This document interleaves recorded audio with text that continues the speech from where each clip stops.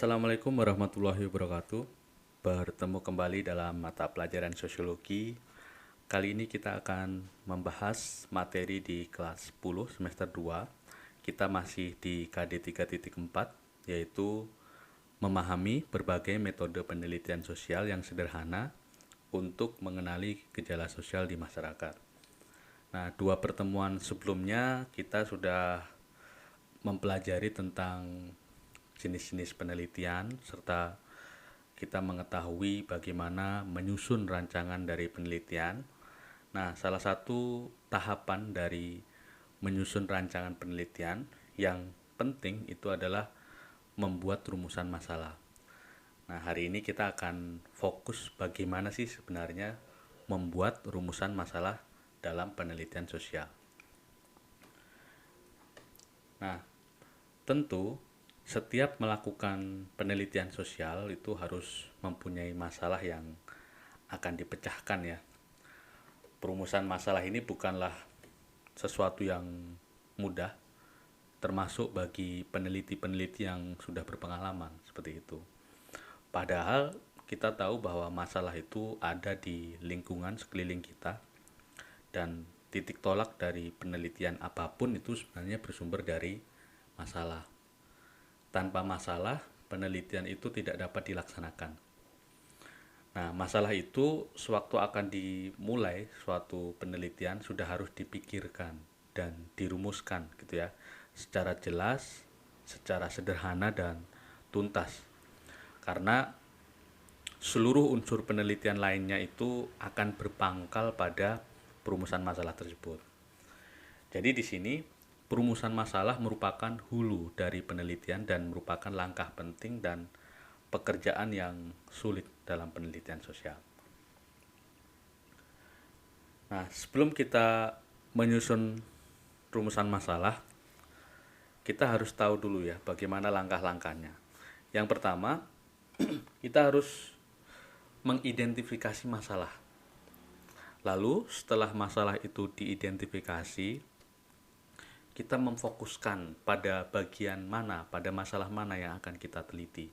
Itu disebut sebagai pembatasan masalah.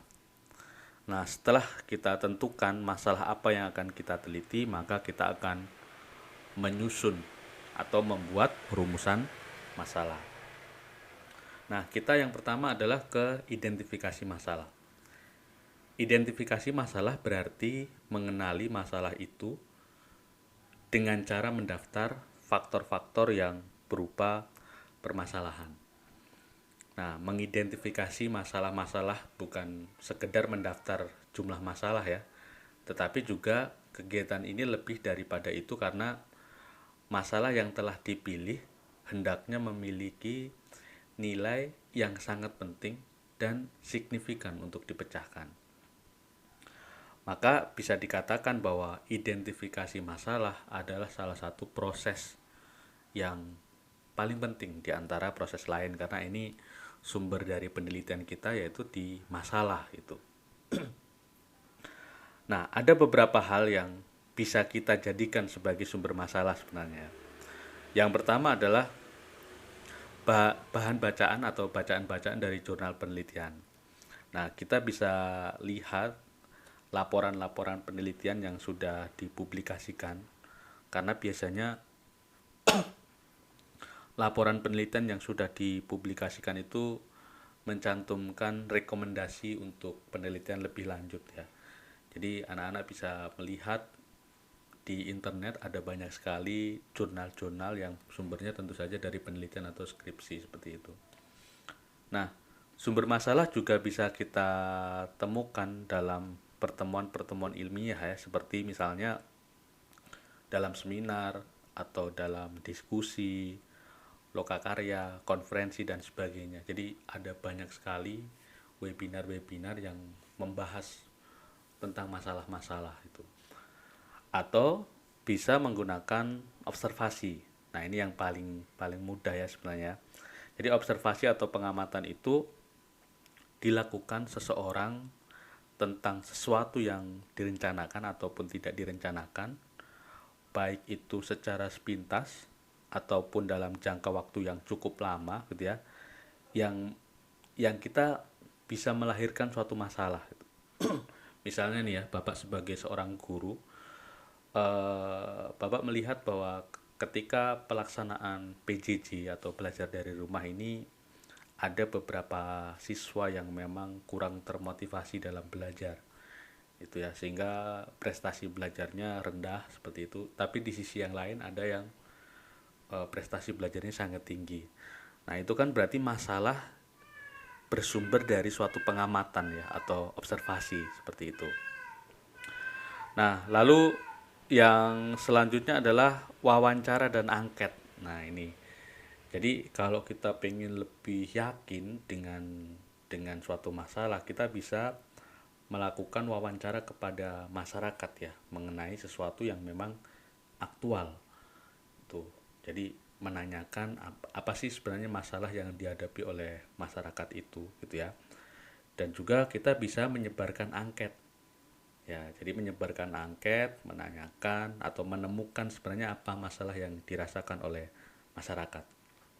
Biasanya kegiatan ini merupakan studi awal untuk mengadakan penjajakan atau apa ya, informasi-informasi awal sebelum kita melakukan penelitian seperti itu. Nah, setelah masalah diidentifikasi, selanjutnya perlu dipilih dan ditentukan masalah yang akan diangkat dalam suatu penelitian. Jadi, identifikasi masalah itu berarti kita mendaftar apa saja sih masalah-masalah yang akan kita angkat itu ya. Kita tulis sebanyak-banyaknya. Baru setelah itu, nah, masuk ke bagian pembatasan masalah ini. Jadi, pembatasan masalah itu berkaitan dengan pemilihan masalah dari berbagai masalah yang telah diidentifikasikan.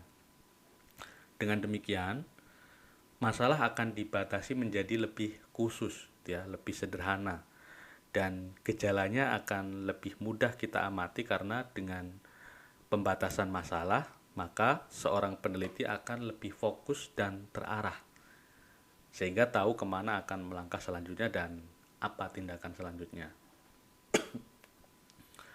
Nah, batasan masalah itu juga merupakan ruang lingkup masalah atau membatasi ruang lingkup masalah yang terlalu luas atau lebar sehingga penelitian bisa lebih fokus dilakukan.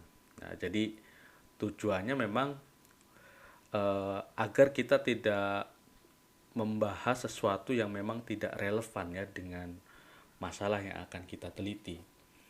Dan idealnya dalam pembatasan masalah itu kita cukup membatasi atau memilih satu atau dua masalah yang akan diteliti ya, dari beberapa permasalahan yang sudah diidentifikasi tadi dalam identifikasi masalah. Nah, lalu dari masalah itu, dari satu atau dua masalah itu, nah kita tegaskan pengertiannya. Apa sih masalahnya? Sebagai contoh seperti ini, misalnya nih, misalnya kita mau meneliti tentang kerendahan prestasi suatu karyawan ya, atau masalahnya adalah prestasi kerja karyawan yang rendah seperti itu.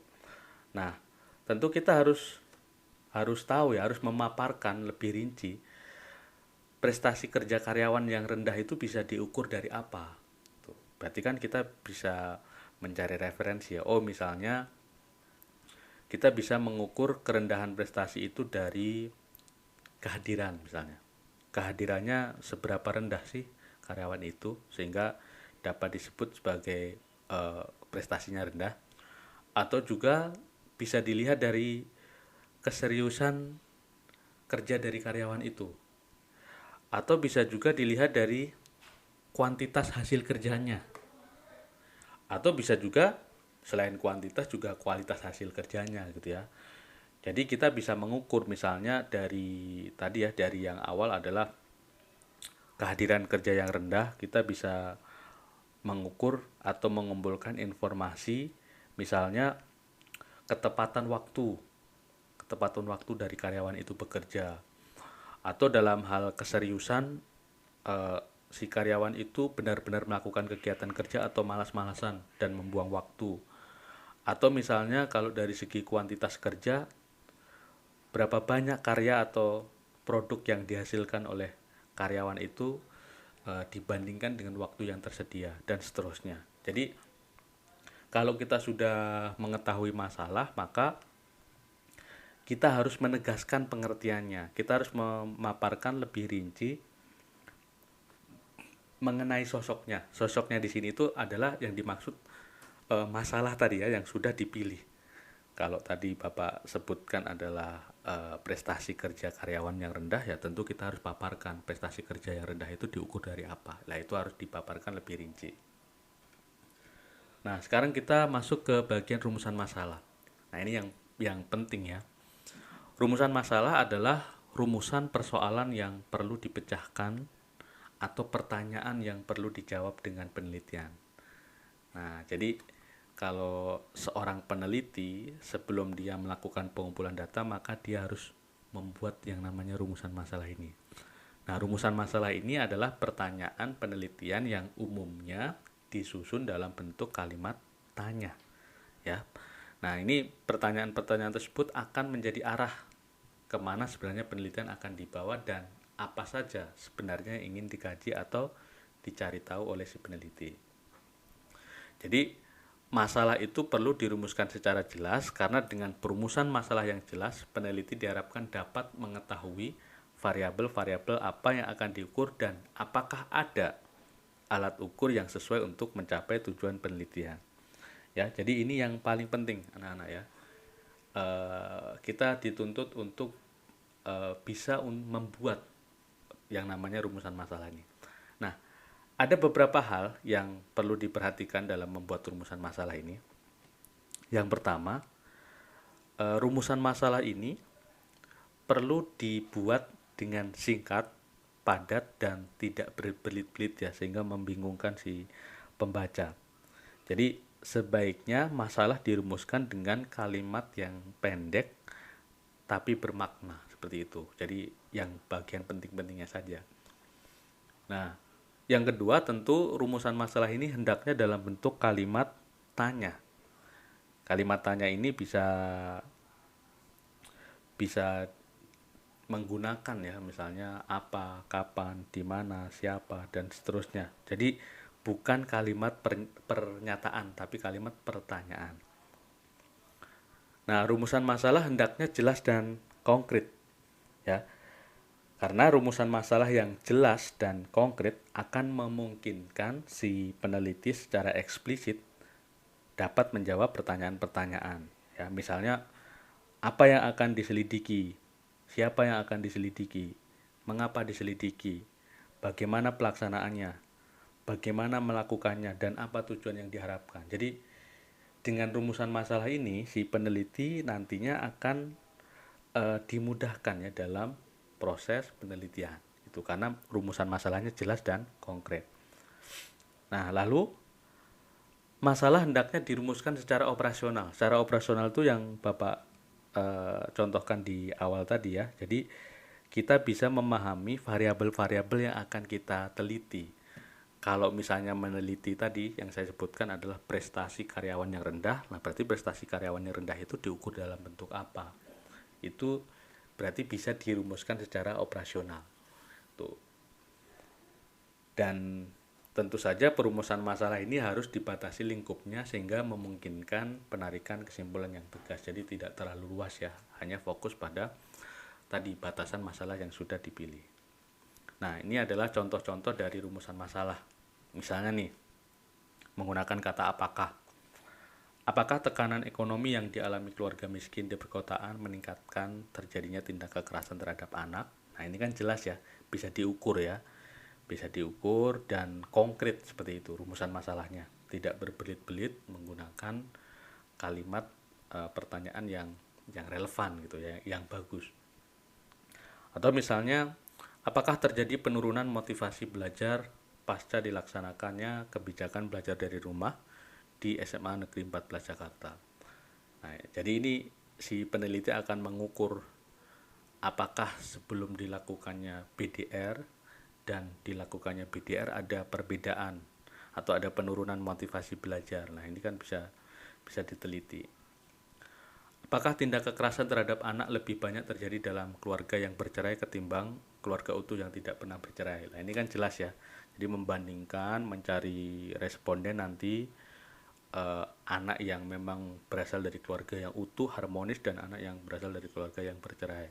Lalu dibandingkan mana yang memang sangat berpotensi untuk terjadi tindak kekerasan. Atau misalnya mengapa diskriminasi gender lebih banyak terjadi pada keluarga yang patriarkis daripada keluarga modern yang egaliter. Ya, jadi keluarga yang patriarkis itu yang memang posisi laki-laki lebih dominan gitu ya. Kalau egaliter kan sama gitu ya. Biasanya keluarga modern itu memang tidak terlalu dominan posisi laki-laki. Berbeda dengan suku-suku tertentu atau masyarakat di daerah pedesaan. Atau siapa? Ya, misalnya siapakah di antara warga masyarakat di kalangan suku Sebiar, Teluk Bintuni, Papua yang menduduki posisi dominan dalam proses penetapan hak ulayat. Nah, ini agak kepotong sedikit ya. Jadi ini beberapa contoh saja dari rumusan masalah ya. Anak-anak bisa berpikir sendiri menggunakan. Biasanya yang paling banyak memang apakah, mengapa, siapa, bagaimana gitu ya, tergantung dari jenis penelitiannya. Ya, kalau mengapa itu kan berarti lebih dalam ya daripada apakah. Tuh, bagaimana juga lebih dalam menggali masalahnya. Nah, itu saja mungkin yang bisa Bapak sampaikan. Semoga dengan video ini bisa memberikan pencerahan bagaimana membuat rumusan masalah yang baik. Karena setelah ini kalian kan sudah membuat judul penelitian ya. Jadi silahkan dari judul penelitian yang sudah kalian tentukan, nah, kalian coba membuat rumusan masalah. Tuh, bisa 2 atau 3, maksimal 3 itu ya. Oke, itu saja. Terima kasih. Wassalamualaikum warahmatullahi wabarakatuh.